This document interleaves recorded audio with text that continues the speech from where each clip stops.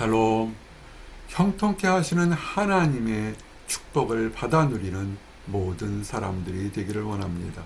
그는 시냇가에 심은 나무가 철을 따라 열매를 맺으며 그 잎사귀가 마르지 아니함 같으니 그가 하는 모든 일이 다 형통하리로다. 아멘. 하나님 안에서 택한 백성이 하는 모든 일이 형통케 되는 나와 여러분이 되기를 원합니다. 그런데 이렇게 형통케 되기 위해서는 하나님께서는 어떤 사람이 형통함을 받는다, 이렇게 시편 1편 1절에서 6절에 증거되어 있는데 세 가지 주제로 은혜를 나누기를 원합니다. 복 있는 사람이라는 것입니다. 그리고 하나님 말씀 안에서 형통하는 것, 원하고 노력하는 것이 다 이루어지는 것, 그리고 또한 세상의 인정뿐이 아니라 하나님 안에서 인정받는 사람이더라. 이 세 가지 주제로 은혜를 나누기를 원합니다. 첫째, 복 있는 사람이더라는 것입니다. 복의 근원이 어디 있는지를 늘 생각해 보셔야 됩니다. 세상적인 것들은 잠시 동안 기쁨과 위로를 줍니다. 쾌락을 줍니다. 그래서 사람들은 열망하고 그를 얻기 위해서 부단한 노력들을 합니다. 세상의 즐거움이 즐겁지 않은 것은 아닙니다. 정말 즐겁습니다. 그러나 소금물을 먹었을 때 순간에 갈증은 해소되지만 오히려 그 물을 먹으면 먹을수록 더욱더 기갈하고 더욱더 몸에는 해롭게 되는 것처럼 세상의 복이 누리고 가지고 얻으면 그를 지키기 위해서 더 많은 불안과 더 많은 초조함이 따르게 되는 것입니다. 그런데도 세상은 하나님을 믿는 사람들 속에서 이것이 보암직하고 먹음직하고 탐스럽게 할 만큼 지혜로운 것이 아닌가라고 이렇게 유혹을 합니다. 그러므로 복 있는 사람은 세상의 유혹이 아니라 하나님의 길을 따르는 사람, 그 사람이 복 있는 사람인 것입니다. 악인들은요, 하나님의 백성들, 또한 하나님을 믿지 않지만 하나님의 길을 가려고 예정되어 있는 사람들을 넘어뜨리려고 올물릅니다. 왜 함정을 팔까요? 그들은 이미 영적으로 자기는 심판받아서 무적행 지옥 속에 떨어질 것을 알고 있기 때문에 한 사람이라도 함께 더 지옥에 떨어지도록 그렇게 함정을 파는 것입니다. 서로 격려하고 한 사람이라도 더 죄의 노예가 되도록 만드는 것이기 때문에 중요한 것을 깨달으시기 바랍니다. 누가 보리요?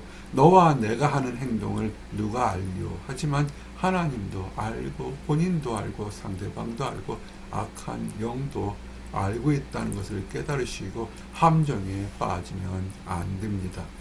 악한 것의 함정에 빠지지 않는 것은 밝은 데에서는 함부로 넘어지지 않는 것처럼 우리 인생에 밝은 생명의 빛이 있으면 우리는 깨닫게 된 것입니다. 그것은 하나님의 말씀인 것입니다. 2026년 하나님 말씀에 묵상하시고 또한 은혜를 깨달아서 주의 법도를 깨달아서 내가 무엇이 옳은 것이고 무엇이 그른 것인지를 깨달아 옳은 길을 따라가는 나와 여러분이 되시기를 원합니다. 율법은 의무가 아니고 굴레가 아닌 것입니다. 우리를 자유케 하려는 것이고 우리를 안전케 하는 것이고 우리를 축복의 길로 인도하는 것이지 율법은 굴레가 아닌 것입니다. 율법을 준 것은 무엇이 옳은 것이고 무엇이 그른 것을 감별하고 깨닫게 하려는 지혜를 주려고 율법을 준 것이지 율법은 종속이 아닌 것입니다. 그러므로 이 뜻을 하나님의 진정한 뜻을 따고 주야로 하나님의 말씀을 묵상하면서 내가 어디쯤 있는지 어디로 가는지 깨닫는 것이 그것이 지혜로운 것이고 은혜를 받는 축복 있는 사람인 것입니다.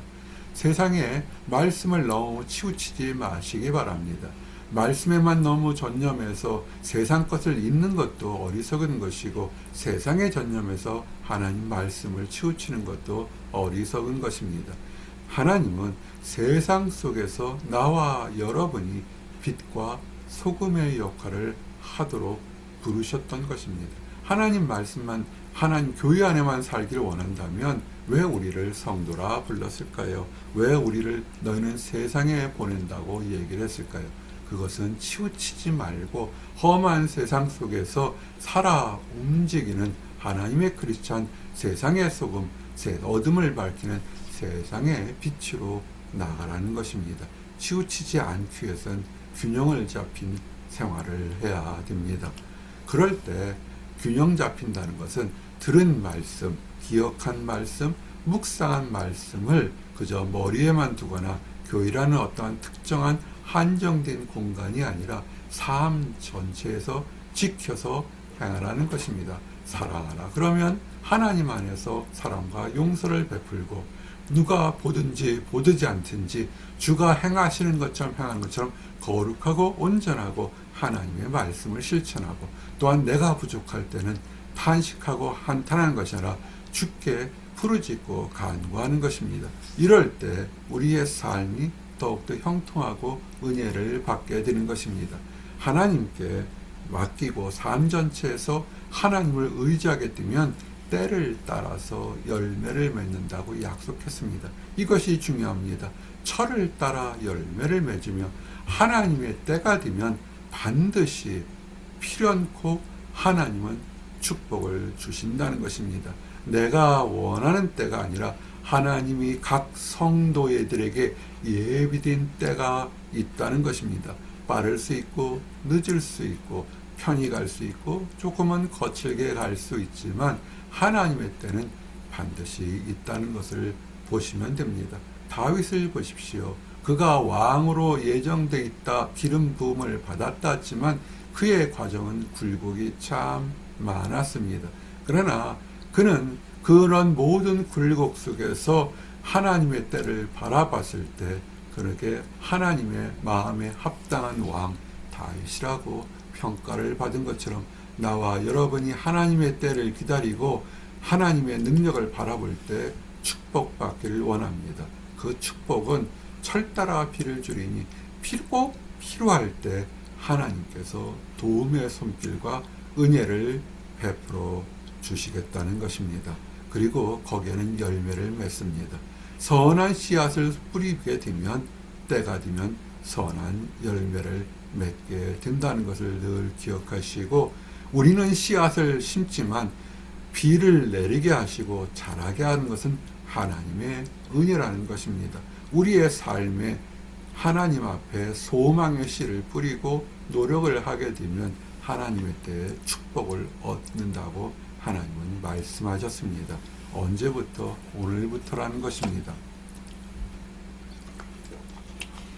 곡식종자가 아직 창고에 있느냐? 포도나무, 무화과나무, 석류나무, 감람나무에 열매가 맺지 못하였느니라.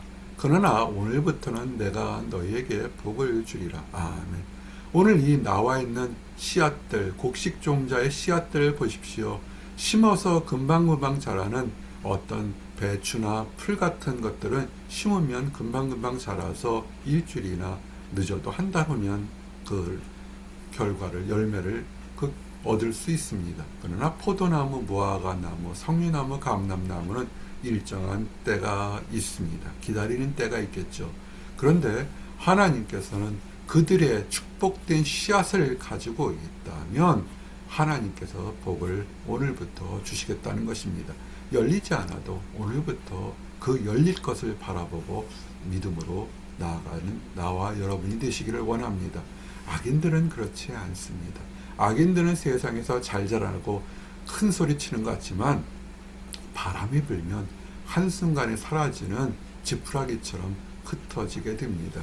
지푸라기가 더 시끄럽고 미꾸라지가 더 진흙탕물에서 많은 것을 어지럽히는 것처럼 그들은 왕성하는 것 같지만 한순간에 사라진다는 것을 기억하시고 하나님께 소망을 두시기를 바랍니다. 진노가 있습니다. 이것이 진노는 있어야 됩니다. 왜냐하면 선한 사람들이 억울함을 당했는데 그들의 억울함을 어디서 해결하겠습니까? 세상 법정에서도 해결하지 못한다면 하나님의 공의가 반드시 있다는 것을 아시고 두려워할 필요는 없습니다. 악인은 심판받고 의인은 칭찬받는 것입니다. 해물며 우리가 하다가 부지불식간에 범죄하거나 실수하게 되면 하나님은 그 진노 속에서도 우리를 새롭게 할 수 있는 긍휼을 베푸셨다는 것을 기억하시고 돌아오시면 됩니다. 회개하고 돌아와서 하나님께 자복하면 하나님은 새롭게 하시는 것인데, 그러나 악인이라는 것은 목이 곧아서 하나님께서 죄를 지어서 회개하면 돌아오면 용서해 준다는 그 말씀조차도 무시하거나 믿지 못하는 것, 그것이 악인 것입니다. 그런 악인들은 사라지지만 회개하고 돌아오고 다시 하나님 말씀으로 사모하는 사람들에게는 복을 주시겠다고 약속하는 것입니다. 돌아온 사람, 하나님을 신뢰하는 사람, 이 사람이 인정받는 것입니다. 교회 문턱을 수없이 담지만 하나님의 참된 능력을 인정하지 않고 세상을 의지하고 사람을 의지하게 되게 되면 그들은 하나님을 인정한 것이 아니기 때문에 한순간에 심판을 받게 되고 결국 버티지 못하고 쓰러지게 됩니다. 그때가 가장 비참할 것입니다.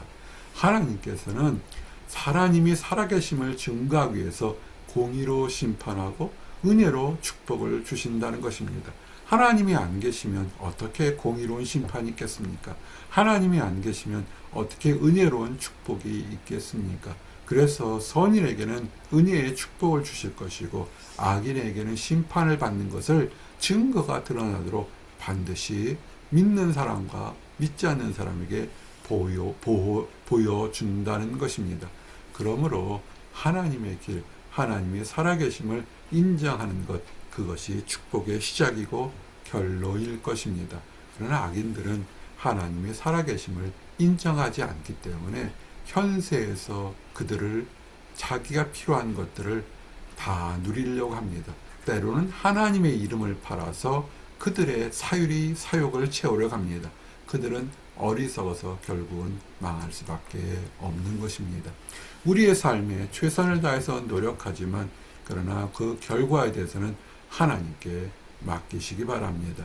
하나님이 부지런히 최선에 땀 흘려 일하라고 했으니 땀 흘려 일하지만 내가 땀 흘려 일했으니 좋은 결과 일하는 게 아니라 나는 주님의 명령에 순종하여 땀 흘렸고 그 모든 것의 결과는 하나님께 맡깁니다. 그럴 때 하나님의 존재와 능력과 심판을 맡길 때 하나님께서 우리들의 지위를 영원히 흔들리지 않도록 축복해 주시겠다고 약속한 것입니다.